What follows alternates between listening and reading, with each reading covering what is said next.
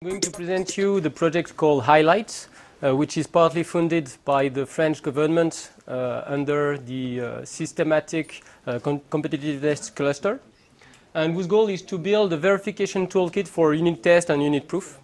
And I'll save the nifty acronym for HI-LITE until the end of my presentation, when it's easier to understand. So I'll start with the context. Right now, if you're developing avionics software, you have to comply with a standard called DO-178B. And this standard mandates a certain number of verification activities, among which a lot of testing. And we are interested in unit testing here, although the standard doesn't mandate you that you do unit testing per se. It mandates that you do requirement-based testing, and unit testing is a way to implement this requirement-based testing. So what the standard says, it says that you must start with high-level requirements on the left, which is a pile of documents in natural language. And you extract from these high-level requirements, low-level requirements, which, as their name indicate, are much more detailed. And they are so much detailed that you can, in fact, extract some codes here, individual functions from these low-level requirements. And on the other side, you can extract unit tests, which are going to implement the requirements-based testing, so that at the end you can match, you can exercise the test against the codes and check that the coding phase didn't introduce any errors with respect to your requirements. And of course, this is a quite heavy process, quite costly. So some people at Airbus, in conjunction with people at CEA, have come up with an idea of unit proof to replace some of this unit testing. So what they do is that they start with the low-level requirements here, like before. And on one side, they develop the C code for these low-level requirements. And on the other side, they extract contracts in some logical language, which are composed of preconditions, which state what the subprogram is assuming from its calling environment, and postcondition, which state what the calling environment is assuming from the procedure when it returns. And from this code and these contracts, you can feed them to a tool which generates verification conditions, so formulas that must hold, mathematical formulas that must hold for the code to implement these contracts. And afterwards, you can feed these formulas to a prover, automatic prover, to get proofs. And if you follow this process, you get a unit proof of some of the properties you wanted to test. And you may prefer to go this unit proof way instead of the unit testing way if it's less costly. So that's been something used by Airbus, for example, on the A380 software. And I'll talk about this, the tool that helps them do that. So this was quite pioneering from Airbus to do so in the context of the DO-178B, the current standard. But in fact, there will be a general framework for doing this formal analysis instead of testing, for example, in the next standard. So the upcoming standard is the DO-178C, and it defines what is a formal method applied to the avionics software development. It defines it this way. You need to have a formal model, so a mathematical description of your problem. And in the example just I showed before, this is both the code, so you need a formal model for the programming language and the code you write, and a formal model for the contracts, so you need a logical language for describing your properties. And on this formal model, you can perform some formal analysis, so mathematical analysis based either on deductive methods, model checking, abstract interpretation, so known techniques. And these formal analysis extract some proofs of some of the properties you want to prove. And altogether, these are the formal methods that will be allowed on the software developments in avionics. So the good news is that if today some of you have knowledge and formal analysis that you develop on some formal models producing proofs, you will be able to apply them in the context of avionics software development in the near future, and especially if it helps saving some testing and so cutting on costs, ultimately. So that's the bet we have for Project HI-LITE. And we start with the problems. So there are some problems with the approach that Airbus has taken with unit proofs. And these are the following. First, it requires a certain expertise to write the contracts I showed you, which are usually more complex than the small snippets I put in my slides. Because it's not the code, it's not some code, it's some logical assertion in some logical mathematical language. And usually to carry on the proof, you need some expert knowledge of the prover also. Since these contracts are written in some mathematical annotation language instead of the code, there's both duplication, so the testing cannot be done on these annotations. You need to translate things both for testing and for the proof. And there's also isolation, so you cannot combine the results you would get by testing and proofs. So dynamic and static verification. Since it's a different language, there's a potential for confusion, because the same expression of the language, Boolean expression of the language, doesn't mean quite the same thing in the code and in the annotations, especially with respect to runtime errors. And researchers like Patrice Chalin have carried experiments with programmers, benchmarks on programmers, and they have shown that the confusion arises. And it's a real problem to mix these two semantics. And finally, and maybe it's the more important part, the debugging part. Since it's an annotation language in pure logic, you cannot debug these contracts. You cannot either execute them, debug them, and then run the proof as you would run a program. And this part is certainly the most damaging for putting this in an industrial context. And so the solution we have is to center our work around a central executable annotation language. So this thing in the middle. Why? Because since it's an annotation language, you can feed it to formal verification tools, so you still have a contract. And since it's executable, you can test it and debug it. So some Boolean expressions of the programming language that are used for expressing your properties. And since it's inside the language, the programming language, you can use your usual static analyzers on this language to both understand the annotations and maybe check some of them and issue warnings, errors. On the other side, static analyzers, at least some, are good at inferring properties, and you could express them in this same executable annotation language. Of course, most of these annotations are expected to be written manually by the user. And although it's outside the scope of HI-LITE, this opens the possibility to generate these annotations together with the code, since they are at the same level, from models, so higher level languages. So to put it more concretely, here is an example of a contract on some very simple example, a squared function, as it will be allowed in the next version of Ada, Ada 2012, I should say, the marketing. And so the first thing we see here is the contracts. So pre and post introduce these preconditions and post conditions as Boolean expressions in the language. So you can here execute them because the compiler will insert them as special assertions at the appropriate points. And this opens the possibility of doing unit testing on these or unit proof. Right? Next step is to introduce test cases which do not have this same executable semantics. That is, the compiler is not going to introduce anything for these test cases, but they're expressed the same way. So you have different names. So for example, requires corresponds to a precondition and ensures to a post to avoid mismatch. But they likewise express properties that you expect in entry and exit of functions as Boolean expression in the language. And these test cases, you can exploit them either in a testing framework to write test procedures and check that these test procedures cover your test cases, or you can prove some of them. And then you see that there's finer grain integration between what you can prove, what you can test at the subprogram level, and all expressed in the same specification language. So the project objectives globally are to facilitate proof of safety, security, and any kind of user properties of interest. And around one language of assertions I showed, these for integrating the results of testing, proof, formal proof, and static analysis. And we want to do that for a subset of C and a subset of Ada. And we have tools to do that. I'll show you later. And also to allow mixed Ada and C code, which is the norm in current days developments. in critical software. The project partners are the following.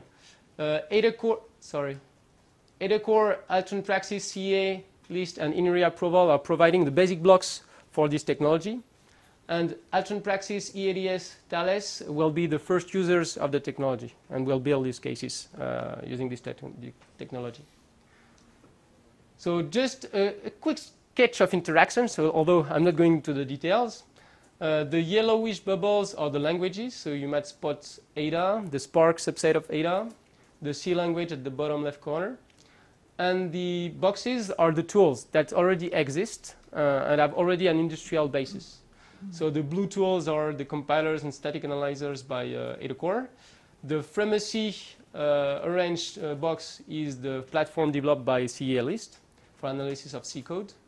The purple tools tool chain is the formal proof tool chain by HI-LITE Contracts. And the green boxes is the formal proof tool by INRIA. And the first thing I think when I see one of these diagrams, the first thing I experiment is fear. Fear as a user that I might be stuck in this web of interactions.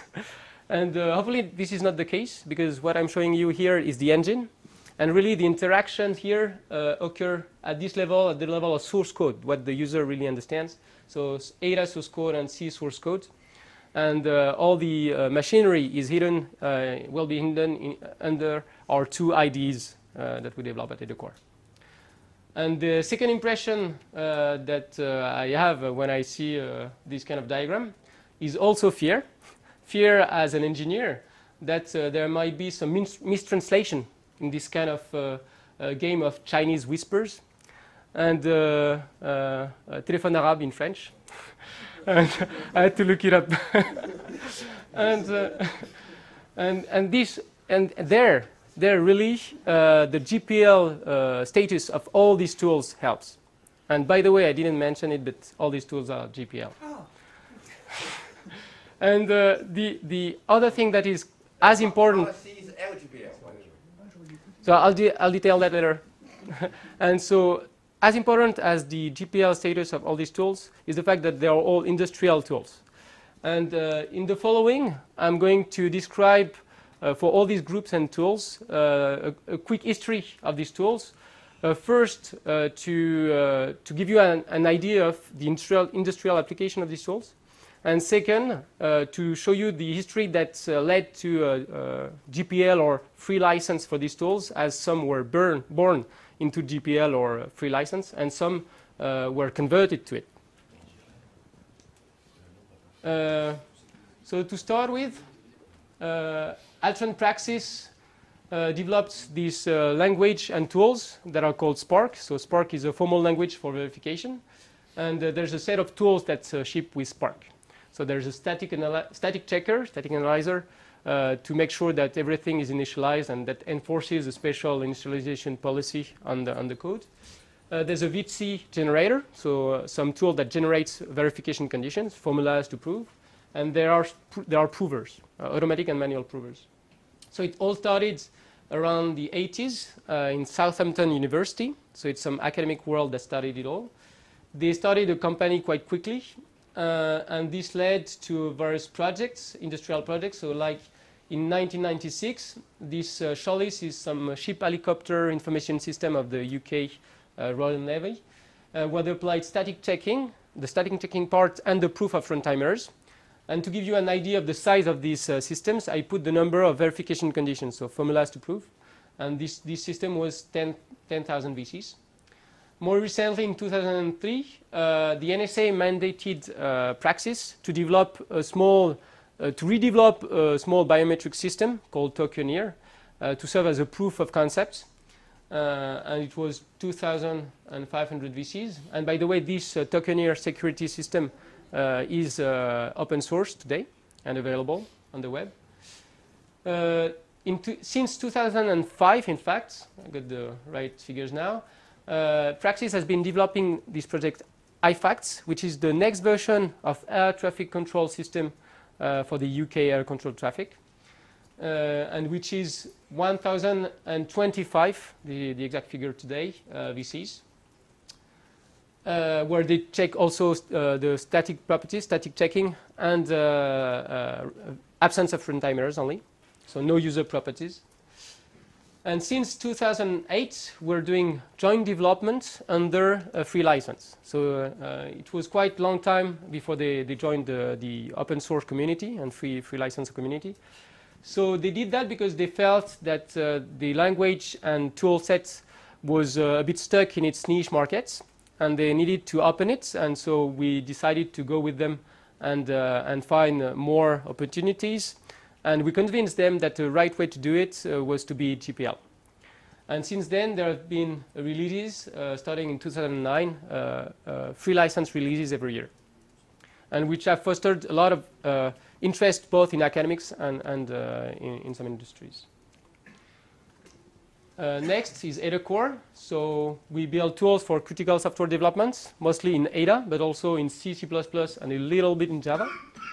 And we have R&D projects in the fields of formal methods, like you see here, modeling, emulation, and I forgot to say qualification of tools. So at the bottom of this time arrow, I put the evolutions of the Ada language, which has evolved quite a lot. And the next version of Ada, 2012, has nice things for specification and verification, like contracts, invariants, quantifiers. So all of these executable that can be exploited either for dynamic verification or for static verification, of course. And AdaCore was born in GPL world. So from the start, it was born on the GNAT compiler based on GCC. And since then, all our tools, so GPS in 2000, our main IDE, CodePeer, a tool that was previously developed for some years by SoftCheck, an American company, as closed source, and which they have agreed to co-develop with us now in GPL. I've mentioned already the SPARK tool set, which is GPL since 2008 also. And today we have a lot of customers in avionics, space, military, transportation, health, and all our tools are GPL. So, and we're really pushing it because it helps in our market, and it helps in the kind of collaboration that I'm showing here. Next is INRIA tools, so the Y and Alt-Ergo tool chain for formal verification. So Y is first an intermediate language, so a bit like Spark, and maybe you saw in my previous diagram that the Spark tool chain for formal verification was paralleled by an INRIA tool chain, which does approximately the same things. So Y is a language, and it's also the verification condition generator, the tool that generates verification conditions. And Alt-Ergo is the prover, the SMT prover. And so, like many teams at INRIA, they're committed to free software. So they started with Y in GPL in 2000. And all their tools since then have been either GPL or CCLC licensed. And so there was Krakatoa for verification of Java programs, Caduceus for formal verification of C programs. It has been superseded by the Frama-C platform, which I'll discuss later, which embeds the Y and Alt-Ergo tools for verification of C programs also. And right now, Alt-Ergo, since 2009, is being qualified for used by Airbus in its production chain.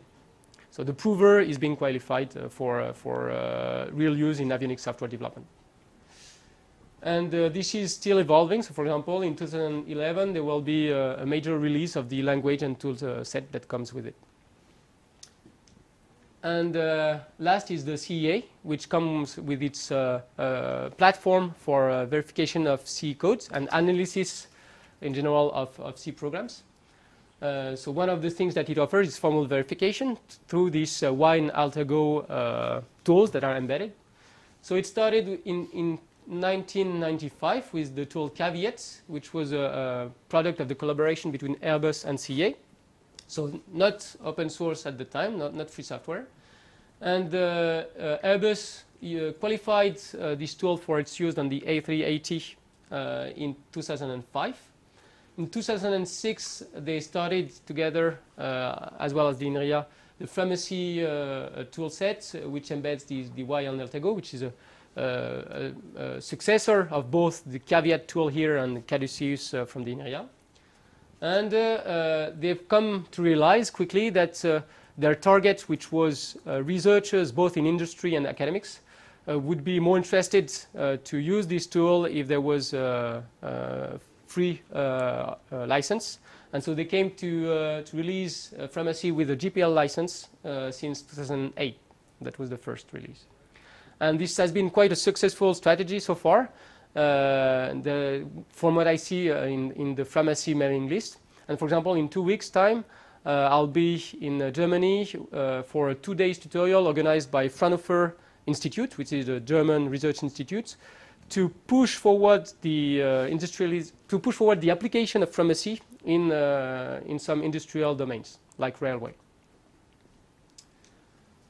And just to finish this talk, I wanted to show the final picture of the openness versus closeness of all of these tools and projects, because they are not. That doesn't mean that because you have a free license that everything is open, in particular the developments. So all of these tools have free licenses. Most of them, but one, have every year a GPL or free license release.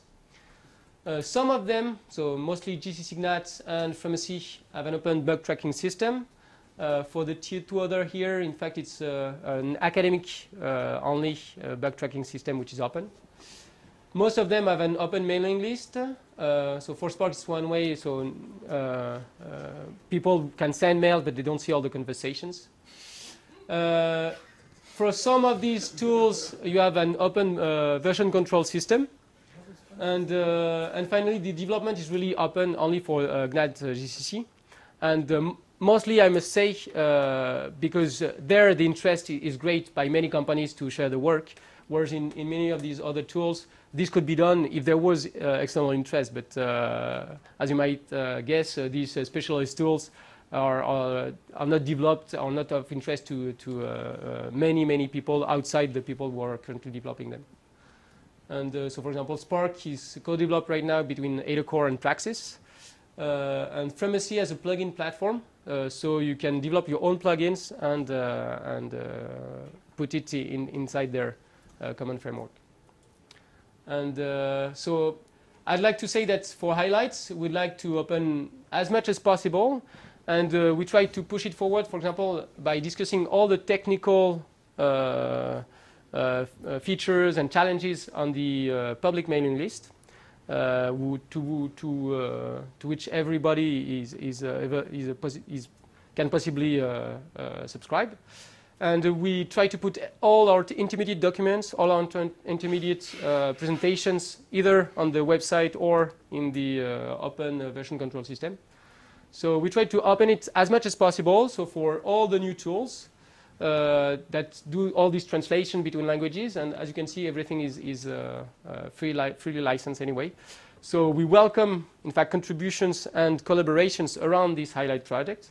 So in case you're interested by such a collaboration, please come see me at the break and we can discuss. Thank you.